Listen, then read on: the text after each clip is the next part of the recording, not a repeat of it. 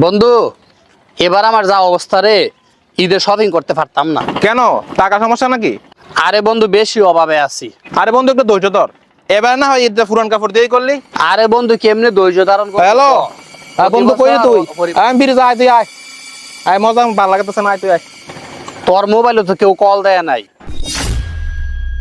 আমার কথায় বিরক্ত হইতেছত না, এজন্য অভিনয় করতেছত। ঠিক আছে, থাক জায়গা। আরে তুই আইলি খালি ওনা ফেনা করে আফসোস করে, কানের নিচে বক বক করে, এসব ভাল লাগে?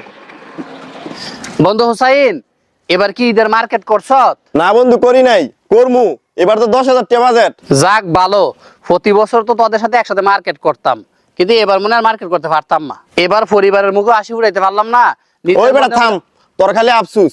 ঈদ আসতে চিল করমু, এসব কথা ভাল লাগে? তুই এর দাঁড়া থেকে আফসুস কর, আমি যাইগা।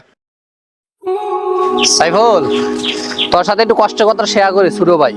আরে তুই জানোস তো, এবার ঈদের মধ্যে আমি তো শপিং করতে পারতাম না। আমার পরিবারের যে কন্ডিশন, জীবন থেকে একটা ঈদই চলে গেল রে। এই দুনিয়াতে কেউ কারো কষ্টের কথা শুনতে চায় না। এই দাঁড়াও, এভাবে লাফায় তুমি কই যাইতাছ? আব্বাই আমার 100 টাকা দিছে, আমি অনেক খুশি। ইটা দিয়া সাবান কিনা পাঞ্জাবিটা ধুমু, এই পাঞ্জাবিটা ফইরা আমি ঈদগায় যামু, আর বাকি টাকাটা আমি ঈদের দিন খরচ করবো। ও আচ্ছা আচ্ছা, ঠিক আছে, তুমি যাও।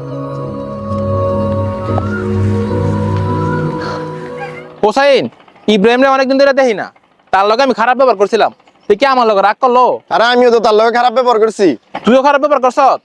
দেখুন না আঙ্কাল রাগই করছে রে। আচ্ছা চল, দে কই আছে। এই ইব্রাহিম দাঁড়া, কি রে তুই কই থাকস? তোর আজকে এক সপ্তাহ ধরে দেখি না। থাকি, এলাকাতে থাকি, বাড়িতে থাকি, তোদের সাথে আসি না, তোদের সাথে কথাবার্তা বলি না। তোরা তো অনেক ব্যস্ত মানুষ, তোরা বড় লোক, তোদের কাছে কষ্টের কথা শেয়ার করলে তোরা বিরক্ত হস। এই জন্য নিজেই নিজের কষ্টের কথাগুলা আল্লাহর কাছে শেয়ার করি। একটা কথা কি বন্ধু জানোস, আল্লাহ রাব্বুল আলামিন আমাদের এত কাছের, ওনাকে যদি আমি যতই ডাকি উনি বিরক্ত হয় না, বরং আমি আল্লাহকে ডাক দিলে আল্লাহ আমার ডাকে সাড়া দেয়, উনি খুশি হয়। আর তোরা বন্ধু বান্ধব বা মানুষ যাকে আমরা একবার ডাক দেই, দ্বিতীয়বার ডাক দিলে বিরক্ত হয়ে যায়। দরকার আছে মানুষের পিছনে এভাবে সময় নষ্ট করার, তাদেরকে বিরক্ত করার? দুনিয়ার সব মানুষ চাইলেও তো আমার সমস্যার সমাধান করতে পারবে না। কে পারবে? আল্লাহ রাব্বুল আলামিন পারবে। সুতরাং সে আল্লাহর কাছেই যাই। ভালো থাইস। হ্যাঁ।